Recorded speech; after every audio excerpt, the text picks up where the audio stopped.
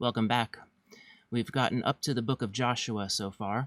We started at creation with a picture of what God wanted the world to look like. We saw all those things fall apart, and then God called a man named Abraham and told Abraham, I'm going to make an unconditional covenant with you. I will give you descendants. I'll give you land for those descendants to live in, and all the nations of the earth will be blessed through you and your descendants. And the family grew. There was Abraham, Isaac, then Jacob. Then Jacob had 12 sons, and Jacob's name was changed to Israel.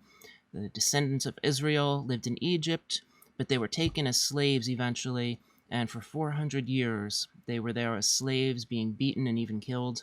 And finally, God sent Moses to deliver them out of that oppression.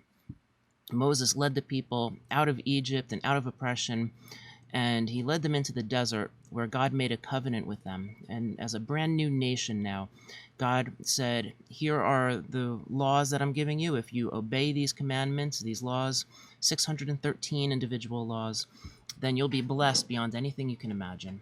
If you break the covenant, you'll end up being cursed and even destroyed. Well, the people didn't do so well. The first generation of people even died off in the wilderness. The second generation, though, got up and went right to the border of the Promised Land, and we saw Moses recapping their history and recapping the law, this covenant God made with them, getting everybody ready to go into the land. And then Moses died, and Joshua took over the leadership. So it was a rough journey through the desert. The people were rebellious. They were ready to stone Moses at times. They were God himself called them hard-headed people, stiff-necked people. And Joshua is taking over, and God talks to Joshua. So the book of Joshua starts out, it came about after the death of Moses, the servant of the Lord, that the Lord spoke to Joshua, the son of Nun, Moses' servant, saying, Moses, my servant, is dead. Now therefore arise, cross the Jordan River, you and all this people, to the land which I am giving to them, to the sons of Israel. And God goes on and gives him some instructions, and then he tells Joshua, be strong and courageous. And God said that several times, be strong and courageous. And why would God tell somebody over and over again to be strong and courageous? Probably because Joshua was absolutely terrified. He's taking over leadership of this new nation. He's up there in age at this point, and he doesn't quite know what to expect. It's all unknown to him. They're going to be in situations where if the Lord doesn't come through, they'll be killed. And Joshua knows all this, and the Lord keeps telling him, be strong and courageous. And then the people come to Joshua, and they say to Joshua, we'll follow you faithfully, just the way we followed Moses. And Joshua said, oh no, because, well, yeah, that's all. That's not what Joshua needed to hear at that moment. Well, Joshua gets ready to go, and they decide to send spies into the land. The first time through, when God sent that first generation up to the border of the Promised Land and told them, go take the land, they sent 12 spies. 10 of them came back saying, the land is great, but we can't take it. The people there are too big for us. They're huge. They're like giants. There's no way we can do it.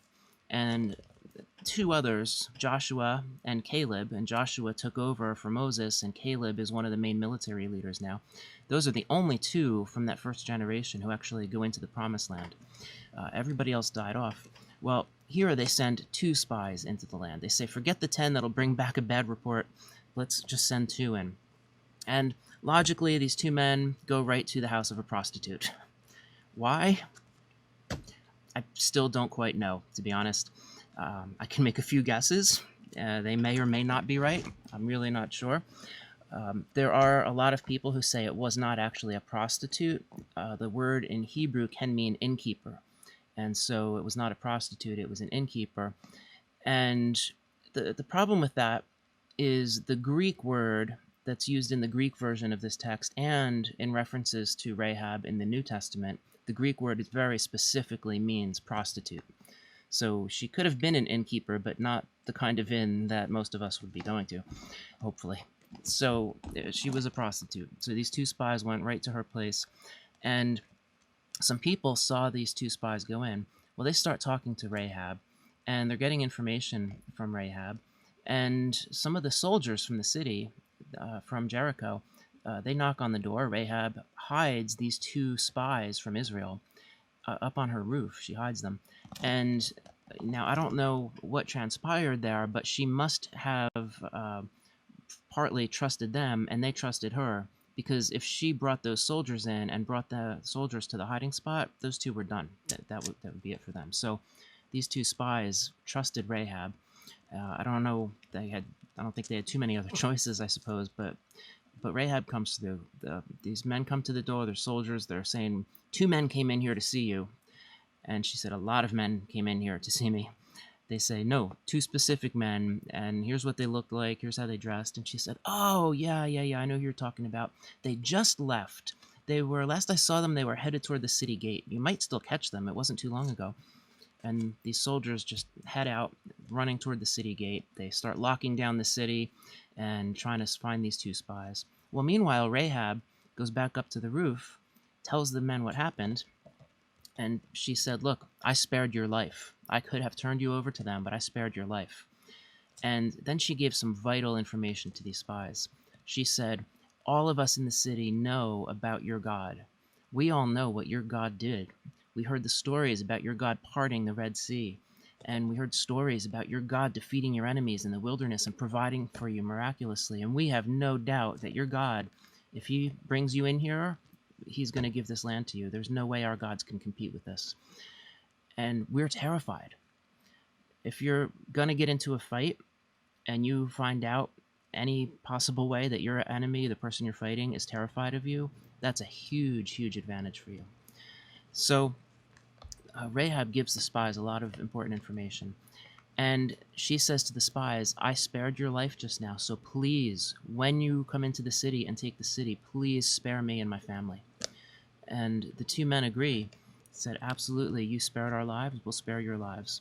And they said, "Let's see, how can we do this?" And they look around the room, and there's a red rope sitting in the corner, and they say, "All right, that rope over there, when we come in to take the city," right now, that an important detail here is Rahab's house was built into the city wall. And so there always, in any fortified city, there's a big wall around the city. And this wall of Jericho was big enough that people actually lived inside the wall. Houses were built into the wall. And Rahab's house was right in the wall. So they said, "Watch your windows. When you see us approaching the city to take the city, make sure you put that thread dangling out your window. Take that red rope, dangle it out your window. When we see that rope, it'll be a sign to us that we leave you alone. Anybody in this house, in this part of the wall, will be spared. And if anybody leaves, they're fair game. If you leave, no guarantees. But anybody in this house will be safe. Our lives for yours." And they meant that. They made a vow. Our lives for yours. And they meant that vow. Well, these spies return. They tell Joshua everything that they've learned. And they decide it's time. So the Lord had them get up and get ready to cross the Jordan. Well, the people of Jericho were actually a little bit comforted. They knew that they were terrified. They legitimately were terrified. They knew that when this battle happened, they were going to lose, and probably lose badly. And the one thing they had going for them was it was early spring. And we know that because of when the people celebrate the Passover meal. This Passover happens right around here, and that's always early spring. And in early spring, the rainy season has just ended. It's starting to warm up, and some of the snow that was up on the mountaintops is starting to melt. And there's so much water. It's like the only time of year that there's water in Israel. It's a really dry place, but there's a lot of water and only a couple streams to handle it. The Jordan River is one of those streams. So if you go to the Jordan River in the summertime, and I've been there twice in like May, late May, early June, then it's pretty calm. I actually looked at the Jordan River, and my first thought was, this is it? This is what the big deal was, that these people were amazed that Israel got across. It's really, it's not shallow necessarily, but it's not rough. It's, at least where I saw it, the places I saw it, it was pretty calm, very serene, not far across from one side to the other, and was not impressed really. But during the rainy season, and especially into early spring, when all that rainwater is going somewhere and still coming down off the mountains, and the snow is melting and coming off the mountains, all that water goes somewhere, and a lot of it ends up in the Jordan River, and it turns into like major rapids. I've heard about news stories from a couple Bible teachers I listened to. Um, there was a class trip at one point, and a kid just put his foot in the water to feel it and got swept right into it. And a chaperone dove in to save his life and couldn't do anything. Both of them ended up drowning and being pulled way downstream. It's extremely dangerous this time of year. So the people of Jericho are looking at the situation thinking, all right, we're in big trouble, but at least we have some time to prepare. And we got to train, we got to strengthen our army. We have until the Jordan calms itself down before they have any chance of getting over here. Well, one day they're up on the wall, guards are up on the wall looking out, and something looks funny, and they hear a weird noise, and they look in the direction of the Israelites and realize the Jordan River's gone. And they see this huge wall of water just piling up, and those floodwaters are just building up and building, and where it used to be is clear, and here comes the whole camp of Israel crossing over on dry ground. Exactly what they heard about with the Red Sea under Moses' leadership. And now the same God is doing the same thing, bringing the Israelites to them. And if they weren't terrified before, they are now. And this is a huge thing. So part of the reason God did this was to send a very clear message to the people of Jericho. And another part was to show the people that Joshua has the same authority as Moses had. Well, then they come up with some really important thing to do before they go into battle. They circumcise themselves. I'm thinking this might have been, thought out a little bit better in advance. So, we need to be circumcised, so let's do it. But if you remember back to Abraham, God gave Abraham this covenant of circumcision. And the main covenant God made with Abraham was unconditional. Abraham, I'm doing this for you, period. But later on, God said, any of your descendants can be part of the covenant that I've made with you. My covenant with you will last forever. And any of your descendants who should be part of that covenant must be circumcised. All right, so it's not really a condition on the covenant. It's the way people join into the covenant God made with Abraham. This generation was never circumcised. Their parents should have done it when they were 8 days old, to each of them. But no, none of the men here were circumcised. And God told them, you need to be circumcised before you go into the promised land. So they chose this moment, right before they go to battle, to circumcise themselves. I'm very glad I was not part of that particular group. And then Joshua is walking around, probably thinking about the coming battle and just processing everything that's been happening, maybe praying a little bit, and suddenly there's this man in front of him. And Joshua, he looked up, and this is the end of chapter 5 of Joshua. It came about when Joshua was by Jericho that he lifted up his eyes and looked, and behold, a man was standing opposite him with his sword drawn in his hand. That had to be a little freaky. So Jonathan, got his hand ready to go if he had to draw his sword quickly, and he asked this man, are you for us or are you for our enemies? And the man replied, no, I'm not for you or for your enemies. Instead, I am the captain of the armies of the Lord. I'm the captain of the host of the Lord. The host is the armies of God. And Joshua fell down on his face, with his face to the earth. He bowed down and said to him, what has my Lord to say to his servant? The captain of the Lord's host said to Joshua, remove your sandals from your feet, for the place where you are standing is holy. It sounds just like God talking to Moses at first. Right, so Joshua did this, and then the man gave Joshua the battle plan.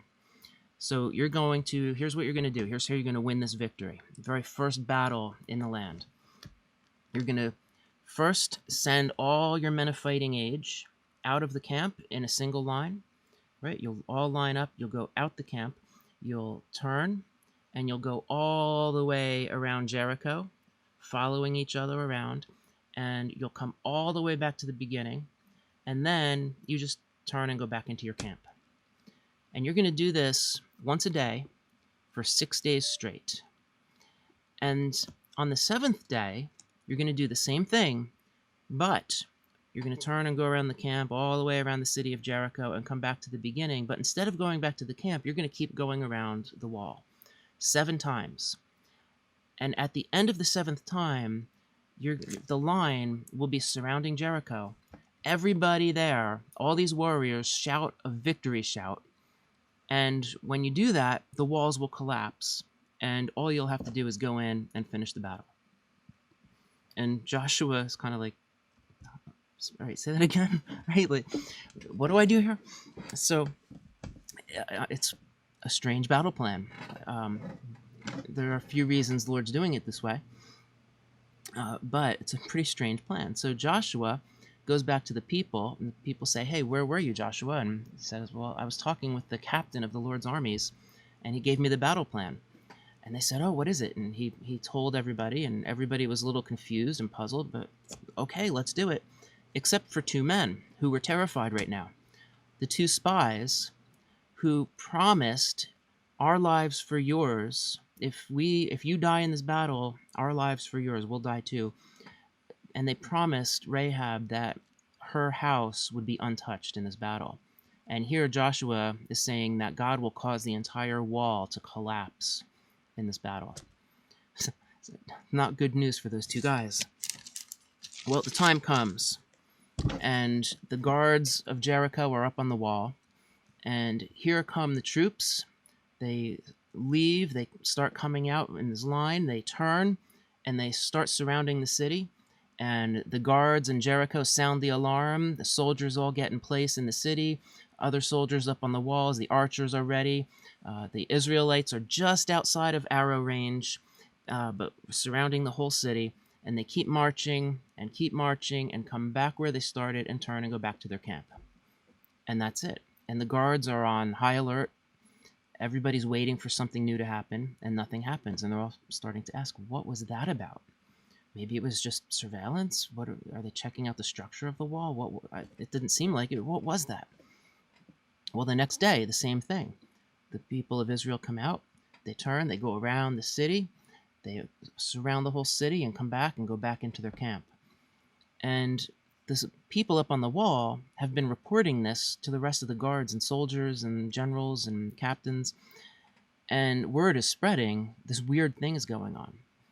And the 3rd day, they come out and do it again. And by now, people are starting to watch from their windows.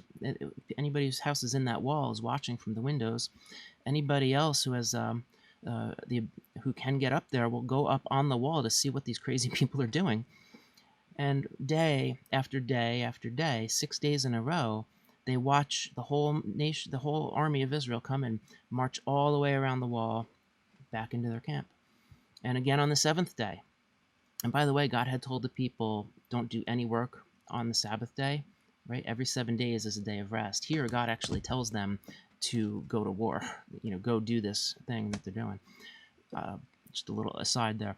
But the 7th day comes, and everybody by now, a good portion of the army is going to be up on the wall watching these people. And there would be some parts of the army down guarding the gates just in case and, preparing for whatever happens. But there are a whole lot of people by now up on that wall watching. And the people come out and they turn and they go around the whole city just like always, and they come back. And the people are looking at each other saying, okay, there's the first one. Now, right about now, he's going to turn and go back to the camp and they'll all follow and watch this. And he doesn't. This time he just keeps on going, and they go around the wall again. And now the people are saying something different is happening. What's going on? What are they doing? And they're up there with their binoculars, looking out, watching everything. And the archers are still in place, ready to shoot, but they're too far away to shoot at yet. And they just keep going around the wall and around and around and around. And everybody in Jericho is on edge. What's going on? And everybody's watching. And after the 7th time around, the people are completely surrounding the wall. And they yell is victory shout, and as they yell, it's this extremely loud shout, and God makes the walls collapse. The walls of Jericho start shaking and falling apart and crumbling. And as the walls collapse, a good portion of the army is either on or next to that wall, and they're just taken out instantly. And all God's people have to do to finish the battle is just go in and take out any survivors. And that's it. And these two spies are really apprehensive at this point, and Joshua says to them, he actually goes out of his way to approach these two guys, and he says, now go to Rahab's house and get Rahab and her family out safely and bring them to us. And they did. So evidently, every bit of the wall was completely destroyed. God just dropped that wall and it crumbled to pieces, except that little portion of the wall where Rahab's house was. God spared that. God actually honored that vow that these two spies made.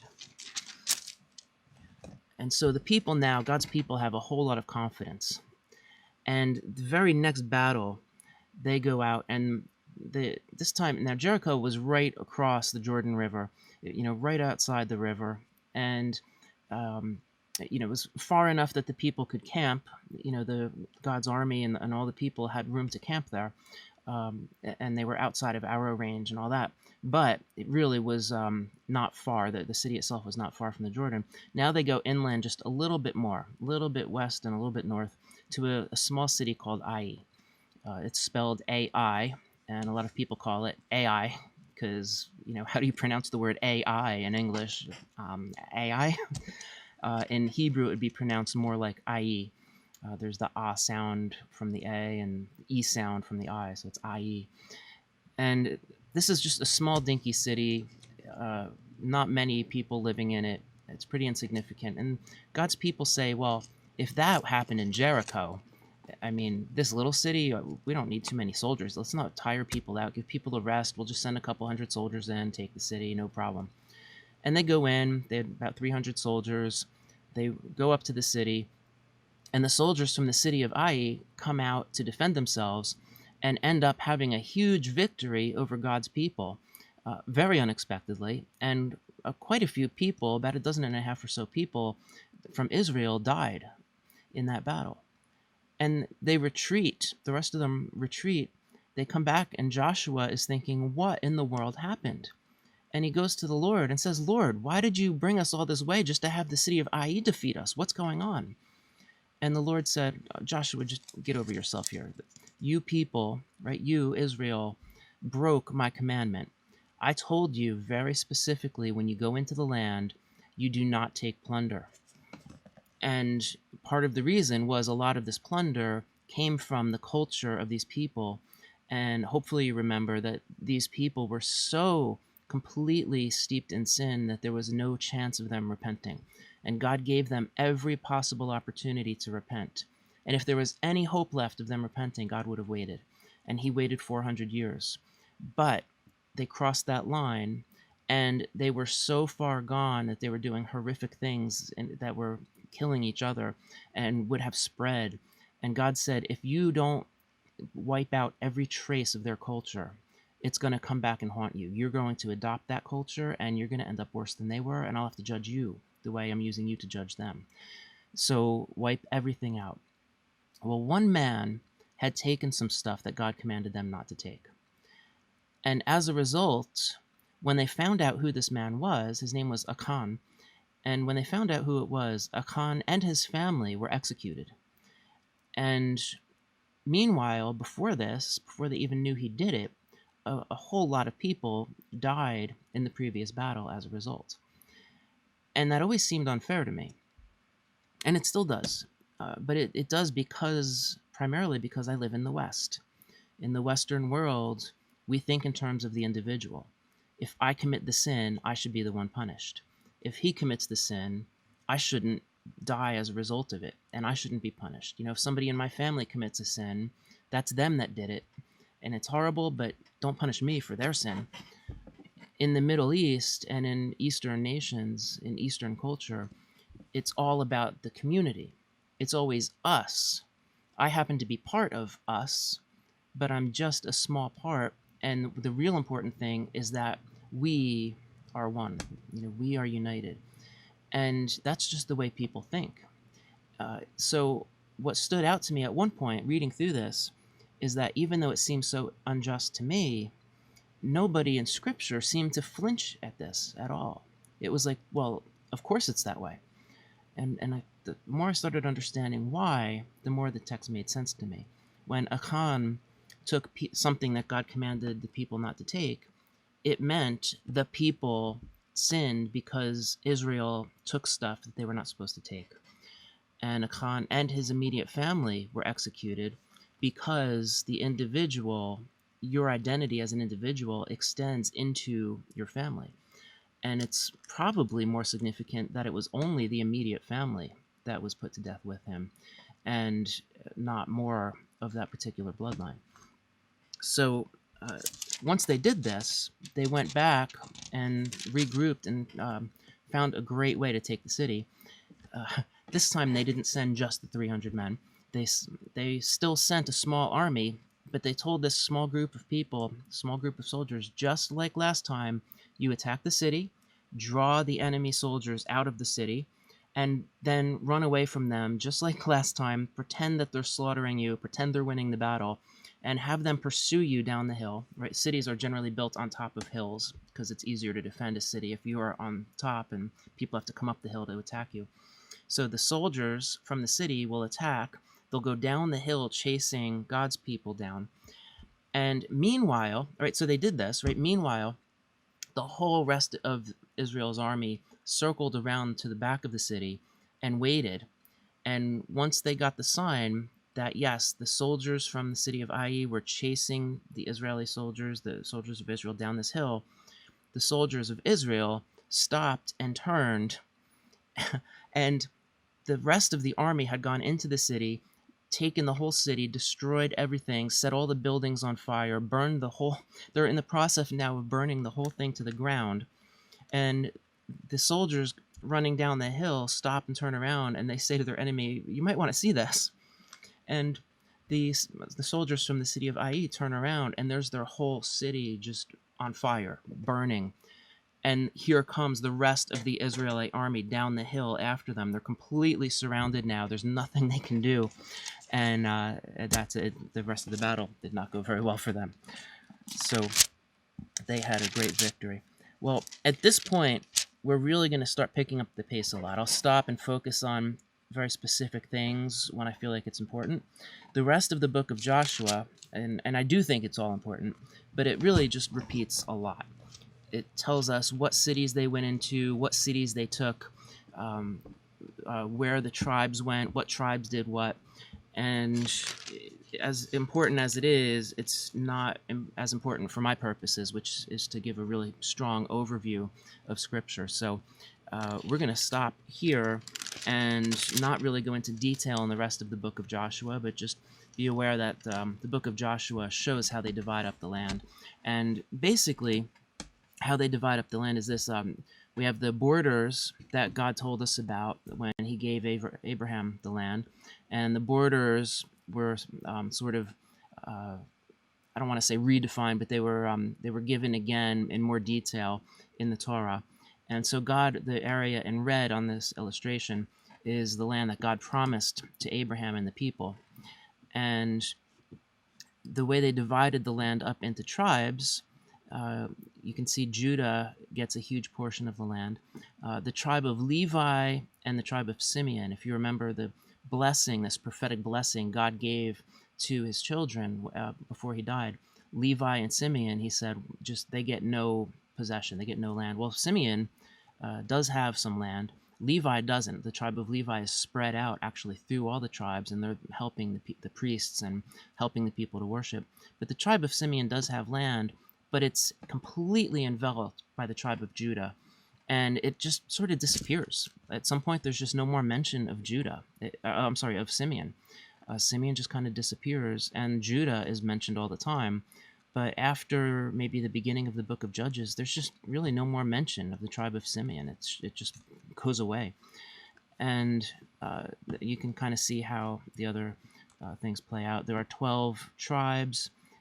There's no tribe of Joseph, but his sons, Ephraim and Manasseh, each of them gets land. and you can kind of look at this map, and if you're interested in that, you can look online. It is relatively important how the land's divided up, and I'll refer to it now and then. I'll put some maps up. But that's really the gist of the book of Judges. It tells us what cities they took, where the cities were, what tribes get what land, etc. So we'll pick up next time, starting the book of Judges, and Joshua ends on a pretty positive note, and not so much in Judges. So we'll go there next.